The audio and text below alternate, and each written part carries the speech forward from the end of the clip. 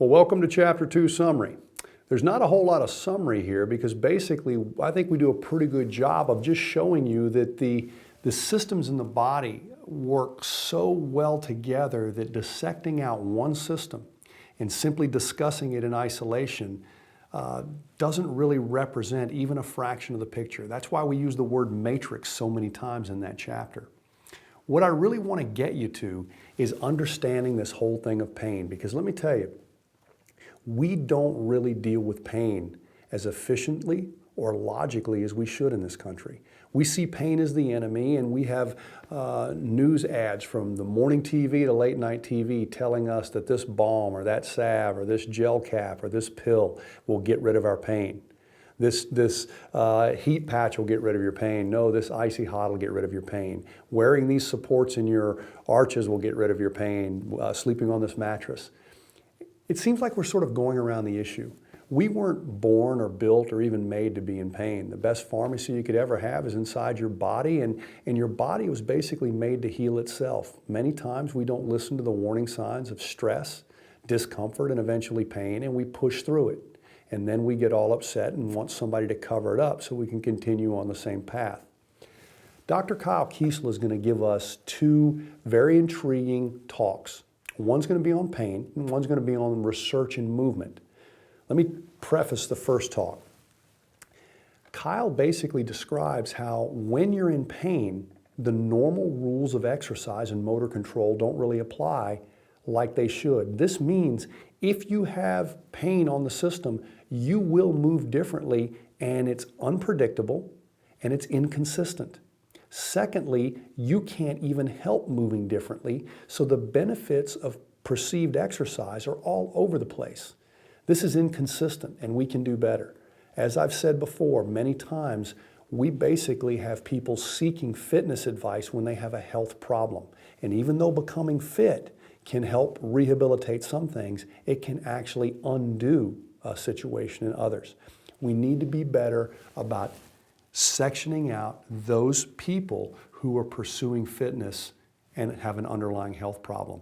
Screening can basically show you that many of those people simply need a little bit of medical care, a little bit of sound advice, a little bit of soft tissue work, and they could easily achieve the next level of fitness.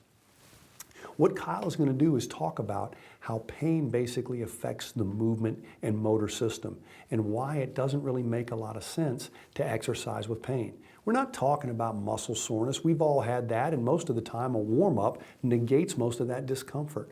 We're talking about the joint pain, the reasons you got to wear braces and neoprene sleeves, the reason basically that you got to have ibuprofen before you play tennis and golf.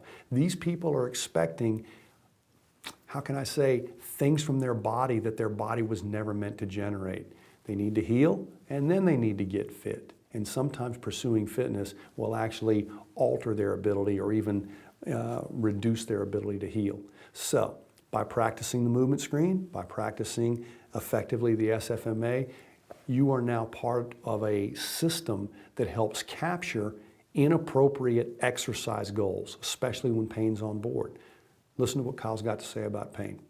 Next, Kyle's going to discuss some of the research about movement. It seems to be a variable we haven't looked at.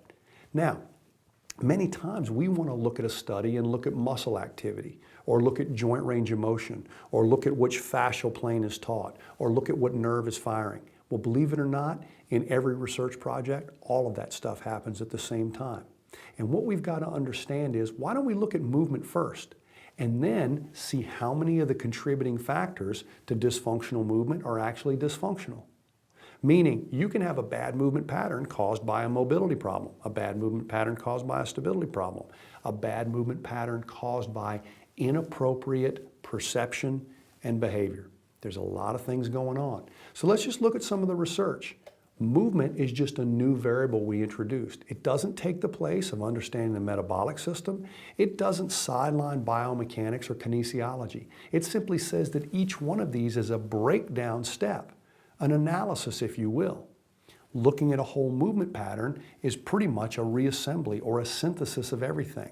Let's first find dysfunction with movement and then break down the contributing systems to see if one seems to be more faulty than the other, instead of simply going for faulty systems and assuming all the time, that's what's causing incorrect movement. Kyle's going to give you two very enlightening talks. They are basically represented throughout the book, but I think hearing it from him would be the best investment to complete your Chapter 2 education. Enjoy.